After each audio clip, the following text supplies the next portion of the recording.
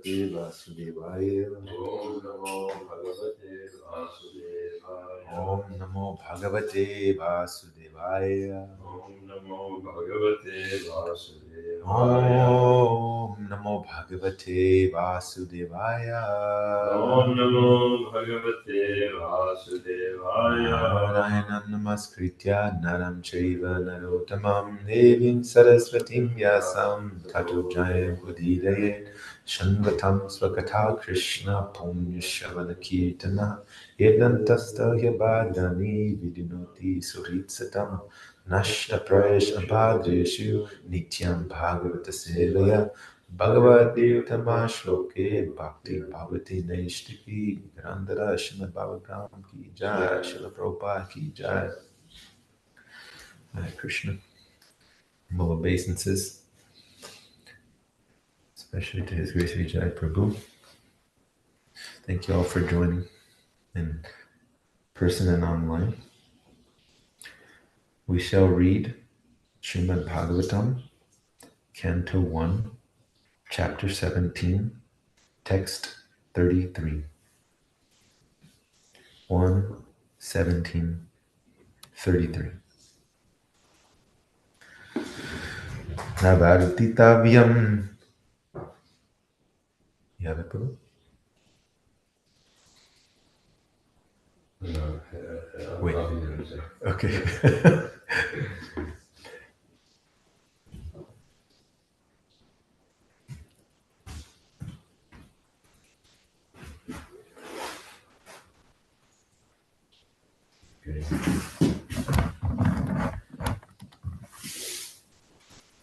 33? Yes, Prabhu. Okay, go ahead. Navartitavyam dadadharma bandho. Navartitavyam tadadharma bandho. Dharmena satyena cha vartitavye. Dharmena satyena cha vartitavye. Ramavarte yatra yajanti yagne. Amavarte yatra yajanti yagne. Yageshwaram yajna vitana vijnana. Yagneshwaram yajna vitana vijnana. Navartitavyam tadadharma bandho. Navartitavyam tadadharma bandho. Dharmena satyena cha vartitavye. Dharmena satyena cha vartitavye. Ramavarte yatra yajanti yagne. Amavarte yatra yajanti yagne. Yageshwaram yajna vitana vijnana. Yagneshwaram yajna vitana vijnana. Navartitavyam tadadharma bandho. Navartitavyam tadadharma bandho. Dharmena satyena cha vartitavye. Dharmena satyena cha vartitavye. Ramavarte yatra yajanti yagne. Ramavarte yatra yajanti yagne. Yageshwaram yajna vitana vijnana. Yagneshwaram yajna vitana vijnana.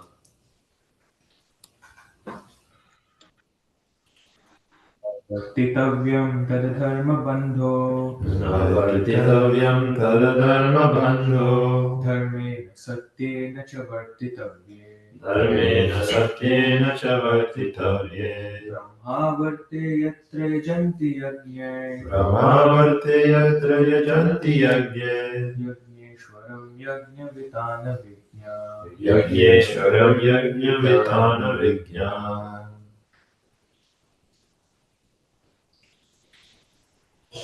Na, No. not, Not. Vartitavyam, Vartitavyam. deserve to remain. Deserve to remain. Tat, Tat. therefore, Therefore. adharma, Adharma. religiosity. Irreligiosity. Bandho, Bandho. friend. Friend. Dharmena, Dharmena. with religion. With religion. Satyena, Satyena. with truth. With truth. Cha, Cha. also. Also. Vartitavye, Vartitavye. being situated in. Being situated in. Brahma avarte, Brahmavarte. place where sacrifice is performed. Place where sacrifice is Yatra, performed. where. Where. Yajanti, Yajanti. duly performed. Duly performed. Yagne, by sacrifices or devotional services. Sacrifices or devotional services. Yajna Ishwaram, Yajna Ishwara. unto the Supreme Lord, Unto the Supreme Lord. the personality of Godhead. Personality of God. Yajna, Yajna. sacrifice. Sacrifice. Vitana, Vitana. spreading. Spreading. Yajnaha, Vijnana. experts. Experts. Translation, purport, His Divine Grace, A.C. Bhaktivedanta Swami Prabhupada Ki Jai. Jai.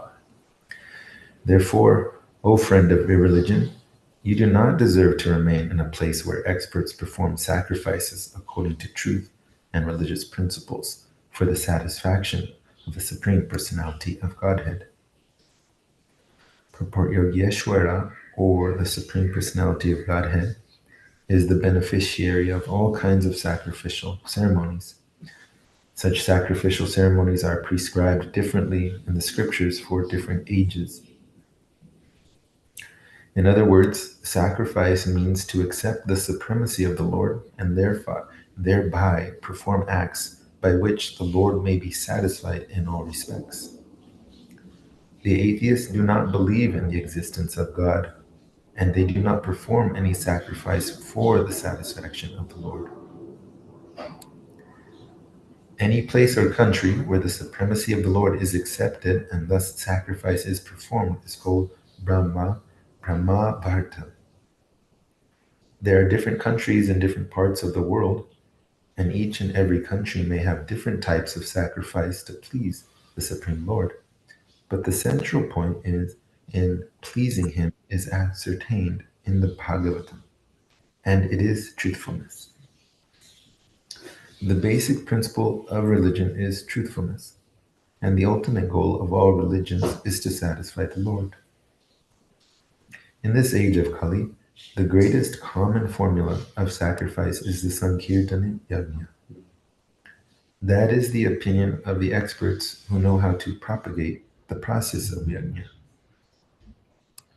Lord Chaitanya preached this method of Yajna, and it is understood from this verse that the sacrificial method of Sankirtana Yajna may be performed anywhere and everywhere in order to drive away the personality of God, of Kali, and save human society from falling prey to the influence of the age. Om Ajnanatinandasya Yananjana Shalakaya Chakshurumilitam Yena Tasmai Shri Gurave Namaha Nama Om Vishnupadaya Krishna Prashnaya Bhutale Srimate Bhaktivedanta Swaminiti Namine Namaste Saraswate Devi Gauravani Pacharini Nirvishesha Shunyavad Paschatya Deshatarine Jai Shri Krishna Chaitanya Prabhu Nityananda Shri Advaita Gadadhara Shivasati Gaura Bhaktivinoda Hare Krishna Krishna Krishna Hare Hare Hare Rama Rama Rama Hare Hare. Happy to be amongst this assembly of sages. Thank you so much for joining. Translation: Therefore, O friend of irreligion, you do not deserve to remain in a place where experts perform sacrifices according to truth and religious principles for the satisfaction of the Supreme Personality of Godhead. Let's review from the previous verse. Understand that the four pillars of Dharma, or religion in English, they call austerity. I said in the past, I looked up this austerity word was actually used in context of sour wine. And similarly, as one is engaging in austerity, voluntary inconvenience for a higher purpose, long term, it's a little sour at the beginning. In Bhagavad Gita, Krishna mentions that also. It's bitter at the beginning. It's a little. And so they used it specifically with grapes, that they were sour in winemaking austerity. Take up a little sourness at the beginning and be okay eventually. Cleanliness internally and externally, we know this one is personal hygiene. And then mercy or compassion, doya. And then truthfulness, satyam. And here in the Kali Yuga, it said that we're Dharma standing on the single leg of truthfulness, which is also decreasing.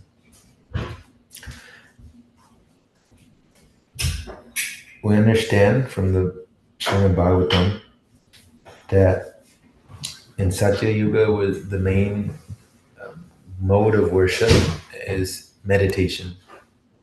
In Treta, grand sacrifices. In Dwapara, was the deity worship is there predominantly. And in this Kali Yuga is Sankirtan. It's a prescribed method. And therefore, Prabhupada very simply mentioned, he said, come, he said, chant, dance, take prasadam, which means honor prasadam, and then go home. That's what he said very clearly. And everything in this material world, if has some value, even materially, one has to be active. There's a title of a lecture I was listening to by Srila Prabhupada. It said, laziness, the hidden obstacle. And this is specifically emphasized in Bhagavad Gita, wherein it says, Krishna, no one can be happy in this life or the next without some sort of sacrifice. And specifically, it mentions sacrifice to Vishnu. Otherwise, it causes bondage in the material world.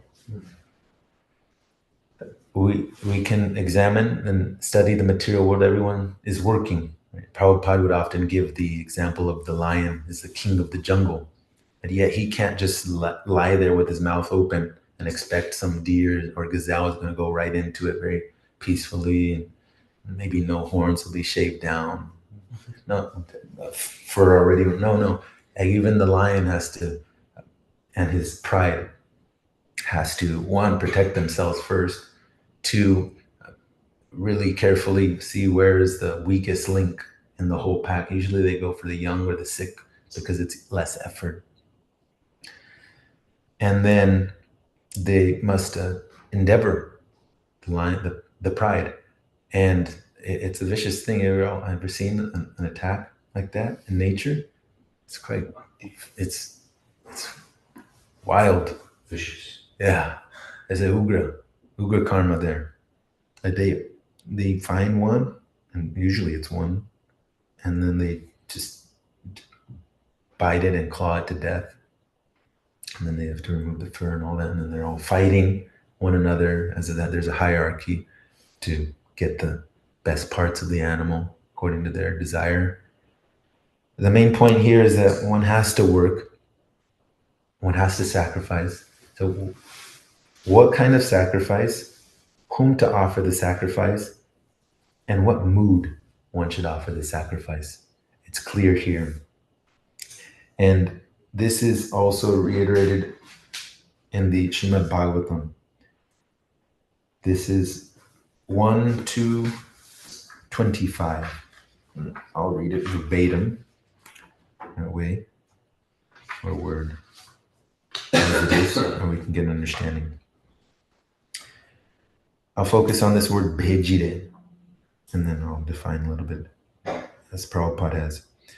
Translation: previously all the great sages rendered service unto the personality of Godhead due to his existence above the three modes of material nature. They worshipped him to become free from material conditions and thus derive the ultimate benefit. Whoever follows such great authorities is also eligible for liberation from the material world. In another place in the purport, Prabhupada describes bhaj, this root word, means when there's a need of service. It's different from worship. And another place, Prabhupada mentions that if one automatically serves, worship is there also. There's no need to apostate separately. The idea is to invoke the mood of worship as we're rendering the service. It's a 2-for-1 deal. Now, here in this translation, this was inspired by Ananda Swarup Prabhu this past week, about the great sages, the thinkers. They've already worked out all these questions. There's no need to, unless you want to, work it out on our own, use our so-called intelligence and philosophical adjustments. There's actually no need to, although it will strengthen one's understanding, and then one will be convinced quicker. and be able to convince others also quicker. That in terms of our own connection to it and the efficacy of following the authorities, the Mahajans, there's no need to try to articulate it because it's already been worked out. They're much more advanced and they've already organized everything very systematically. And therefore, Anu is only required. This following, which requires some Adau Shraddha, we know is the preliminary faith. Now, just a few things in the purport.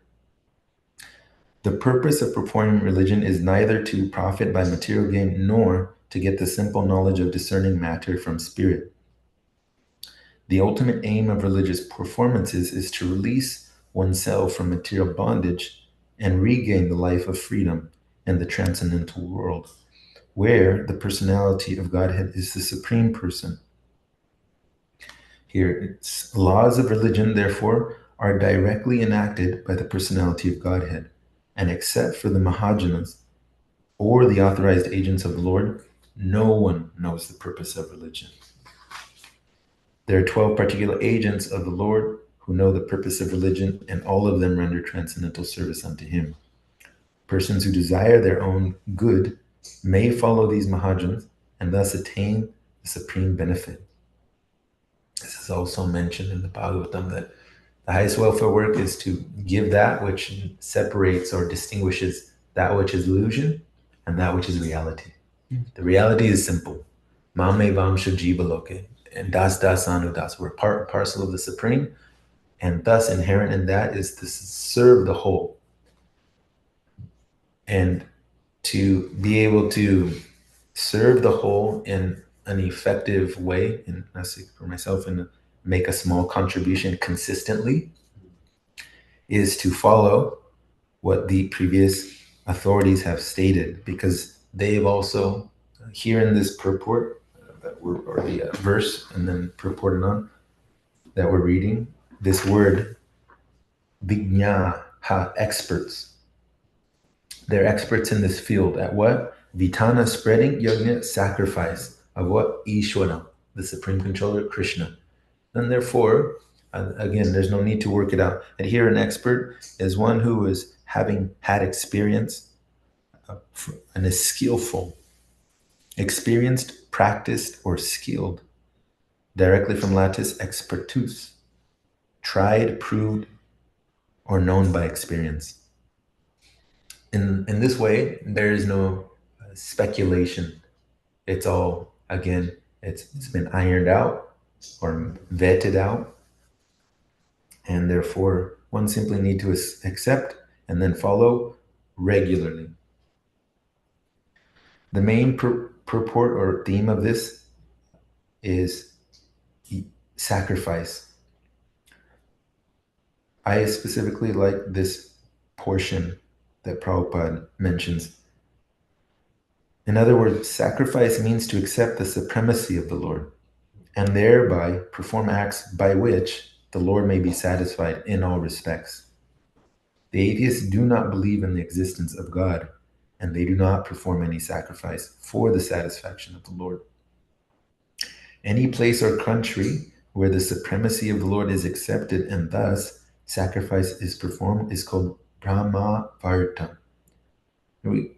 If we see in other places, cultures, there is some form of spiritual practice. Maybe it's devoid of a supreme person, Krishna, for example, and not Indians, but native Indians. A lot of times it's nature, the spirits of the Mother Earth and so forth. There's some base understanding that there's a spiritual energy that is actually the driving force in this world. It's not just this body. That's good, of course, to a certain extent. But that's also limited. Now, this truthfulness we'll focus on a little bit. 1, 2, 25, and then this before.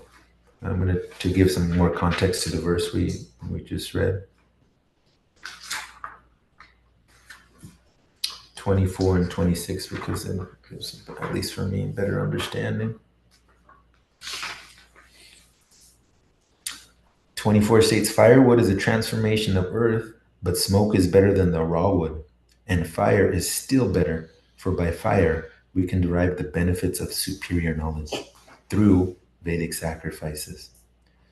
Similarly, passion, rajas, is better than ignorance, tamas, but goodness, sattva, is best because by goodness one can come to realize the absolute truth. So here in another place, Prabhupada emphasizes this, fire is better. He calls it jnana agni, jnana, the fire or the torchlight of knowledge. It does burns sattva karmani, all works, all fruitive works, and therefore extinguishes one's illusion. Naturally, to make any of this possible, the base mood that one is advised to develop is this humility, because it takes a certain amount of humility to understand, oh, I'm not the superior person. I am not meant to be served. I'm secondary at best.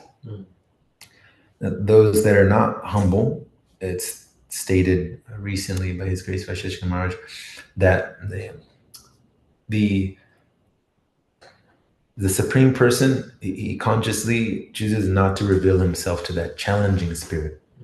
And however, on the plus side, the infinite can choose, if he's pleased, to reveal himself to the finite. And that's the way, it's all on mercy. So one receives mercy mainly by service, bhajan, and then apostate is automatically there. Now the verse 26, those who are serious about liberation are certainly non-envious, and they respect all. Yet they reject the horrible and ghastly forms of the demigods and worship only the all-blissful forms of Lord Vishnu and his plenary portions. Here this Anasuya is used again, at least 3 times in Bhagavad Gita it's mentioned. And then here, this specific part of the purport. And the reason I bring this up is because I won't cover it, but the next verse that we're supposed to read, the translation is, in all sacrificial ceremonies, although sometimes a demigod is worshipped, the Supreme Lord Personality of Godhead is worshipped because he is the super soul of everyone and exists both inside and outside like the air. Thus, it is he only who awards all welfare to the worshipper. So it mentions, that's where we're heading to. So here, the purport, just a few things, it's lengthy. The Supreme Personality of Godhead, Sri Krishna, who is the original person of the Vishnu categories, expands himself in 2 different categories, namely integrated plenary portions and separated parts and parcels. The separated parts and parcels are the servitors, and the integrated plenary portions of Vishnu Tattvas are the worshipful objects of service. Here it also states later, the separated parts and parcels are powerful by limitation. It states we can develop 78% up to the Lord's potencies. Now, here it states, if anyone does so, it means they think themselves outside of their identification, truly, that once becomes an offender, a pashandi. And in the age of Kali, many foolish persons commit such unlawful offenses and equalize these 2 categories. Now, this reminds me, coming back to the humility as a prerequisite to qualify oneself. I was trying to get, for book distribution, a permit for San Jose City Hall. There's an area right there. There's bus stops. It's prime because sometimes 3-4 buses come and people are coming off and on. I was trying to get this permit. The security guards, they redirected me to the police department and said, you have to get a permit for this. And I called. It was a big ordeal.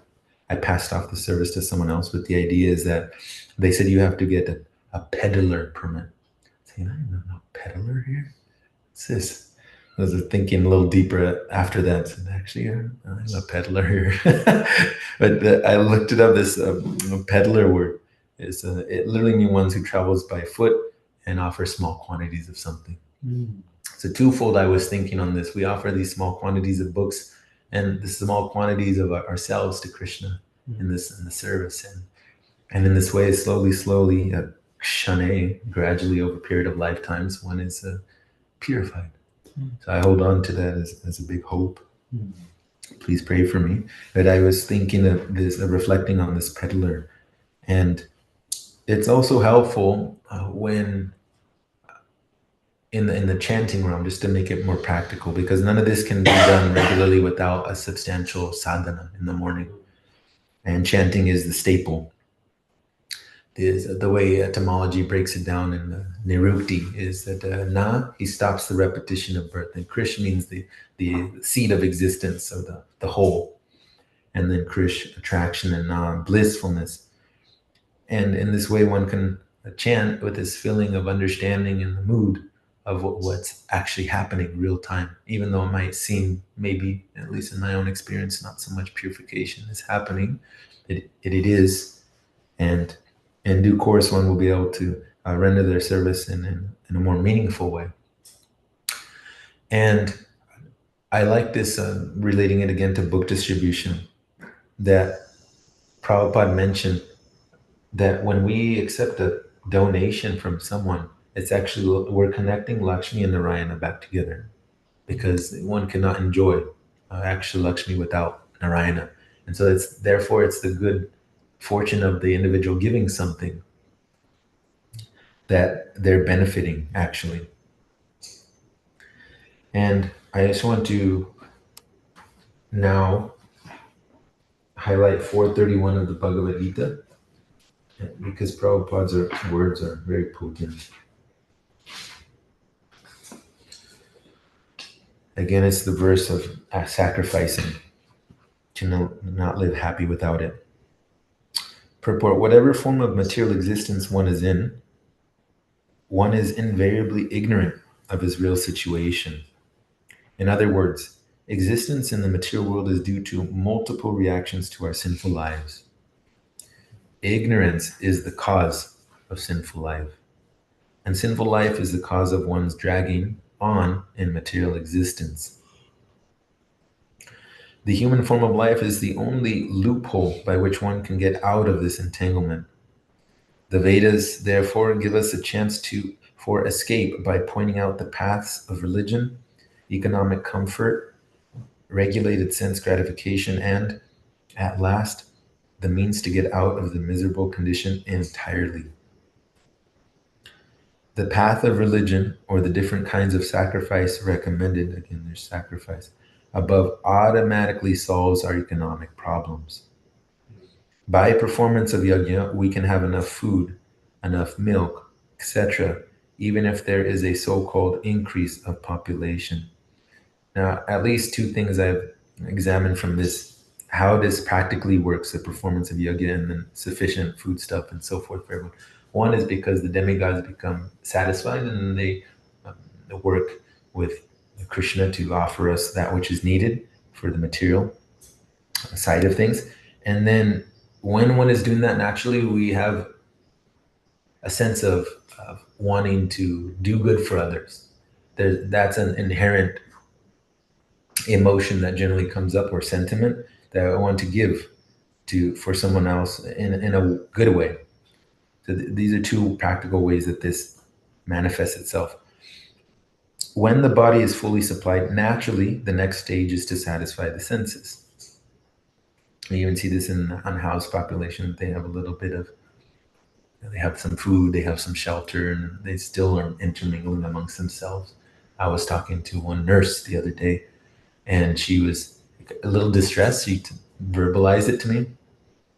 And she said, I'm a gynecologist, and she helps also deliver babies. And she said that she was feeling frustrated that day because she was thinking, here are these homeless people or drug addicts, and they're coming in still having babies. Why are they doing that? And so the idea here's still the senses, they want to have their engagement, and still even in that condition. The Vedas prescribe, therefore, sacred marriage for regulated sense gratification. Thereby, one is gradually elevated to the platform of release from material bondage. One thing that's helpful, a subtle psychological and internal nuance, is not freedom to do something, but freedom from. And then from the freedom from of the entanglement, one offers service. Generally people, because to think the subtlety there is that I'm going to enjoy something. I have the freedom now to do this, but that's not the meditation process one should have. I have freedom from this anxiety or kleshas, the 5 kleshas, and therefore now I have the privilege to render service. These are subtle things that really make a big difference. Coming back to the purport of this verse. Thereby one is gradually elevated to the platform of release from material bondage, and the highest perfection of liberated life is to associate with the Supreme Lord. Perfection is achieved by performance of yajna, sacrifice, as described above. Now, if a person is not inclined to perform yajna according to the Vedas, how can he expect a happy life even in this body? And what to speak of another body on another planet? There are different grades of material comforts in different heavenly planets, and in all cases, there is immense happiness for persons engaged in different kinds of yajna. But the highest kind of happiness that a man can achieve is to be promoted to the spiritual planets by practice of Krishna consciousness. A life of Krishna consciousness is therefore the solution to all the problems of material existence. So one-stop shop here. This is Krishna consciousness. I'll begin to summarize.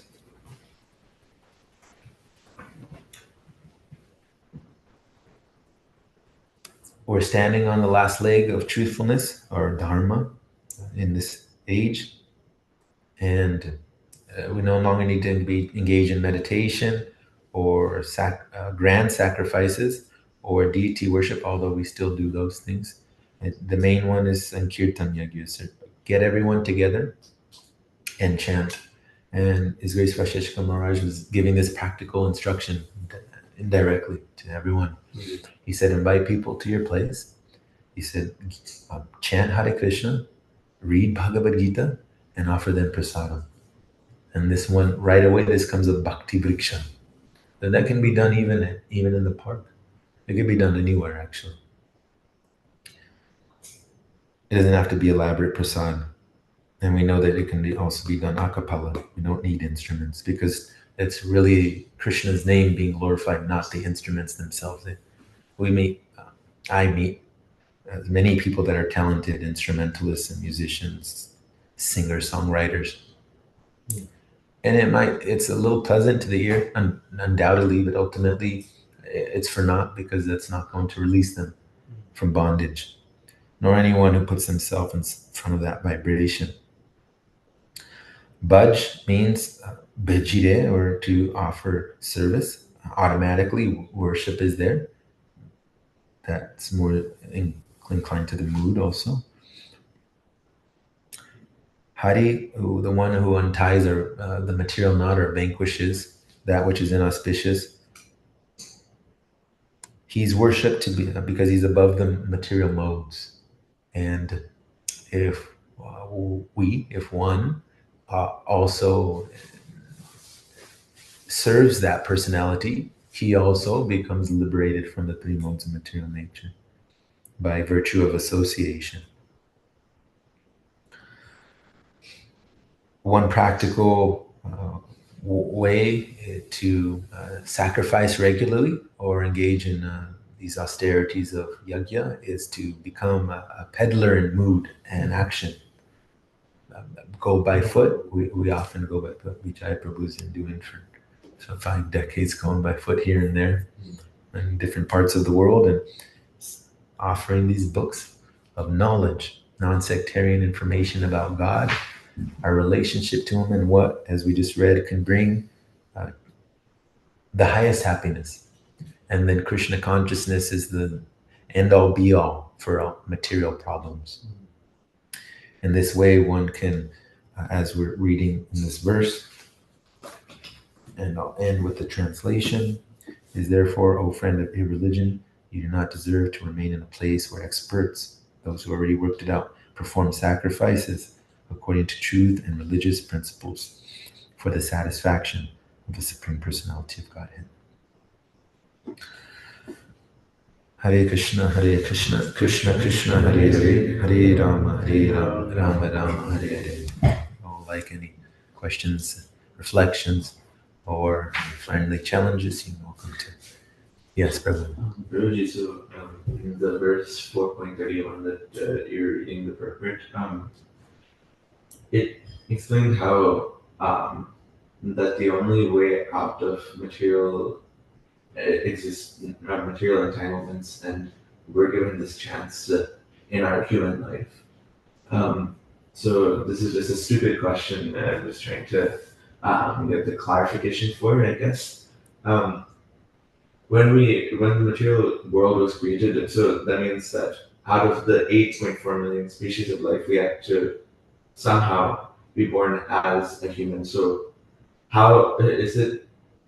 Is it just a probabilistic, stochastic approach, or is it guaranteed at least we're given one chance at least to show that we could, and we're given the chance that we're able to understand or at least get the opportunity to serve Krishna? So, because otherwise, if it's not a guaranteed way, what if somebody doesn't get the chance that they're able to get the human life? So, yeah, thank you for the question. Well, it's a cycle. There's some are automatic, and some can go down. In the human form, we can go down or up. And if we go down, eventually we'll come back to the human form of life again, because the animals and the plants, they're all automatically on a progressive upward transition or transmigration. So we're definitely guaranteed to get more than one chance. We might have already been in a human body. We don't remember the idea, and we could have even been a demigod body. Who knows? However, there's definitely multifarious chances. The chance in this life to come in contact with Krishna consciousness is very rare. That's stated also elsewhere in the Bhagavad Gita. The verse probably with the Sanskrit. Out of many thousands among men? Yeah, that verse. So it's very rare, but even in the human form of those that are quote unquote civilized, even they don't get the chance, because Krishna honors what their internal desire is. And therefore a sadhu or a spiritual master won't come in their life. And even if they do, they won't accept. It's helpful to understand also, this is the cause of one's doing. It's not so much of, am I going to get a chance? One has to also desire it and then act on that desire. To answer the immediate question is, we have probably had more than one human form of life. Yeah. So, and this is like another stupid question. No, that's good. So you say that we must have the desire. Without the desire, we won't. A guru isn't just going to come and knock on our door and preach to us. But what about the argument saying that how would I have a desire for something I'm not aware of? So if somebody doesn't know about it, couldn't they say that I wasn't given this chance because I never knew about this in the first place? What about that? Yeah, there's a sense of purification that needs to happen. One has to just become a civilized human being, stop acting unrighteously, adharma, and naturally the latent love of God is already in the heart. It simply needs to be reawakened, but it can't be reawakened if one is engaging in vikarma or forbidden activities. And that just doesn't mean very cruel or blunt forbidden activities. It can also be on a subtle level. If one is dependent on their own mind to inquire about the nature of existence and is coming to a conclusion that very strongly that there is no ultimate person responsible for everything, they also will still be veiled. Now that's their own doing.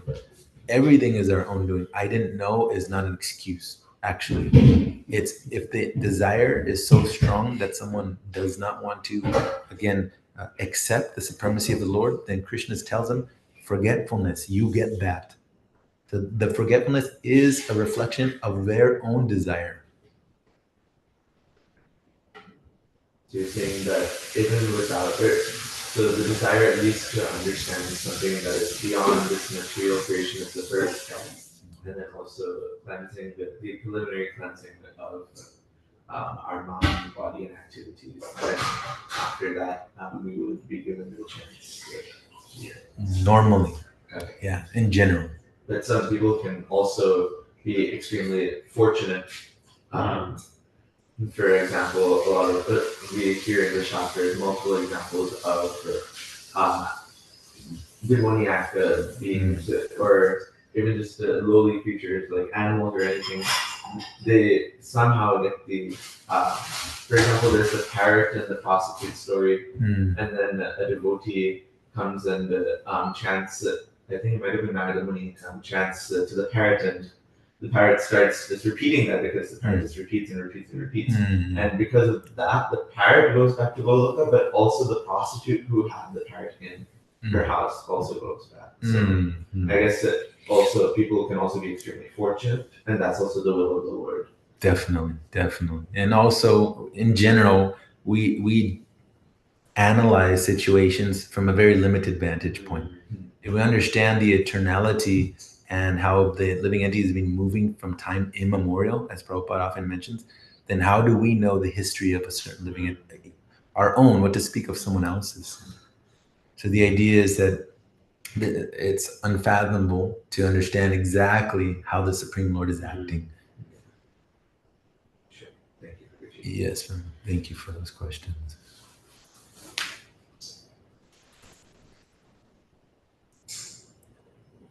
Okay.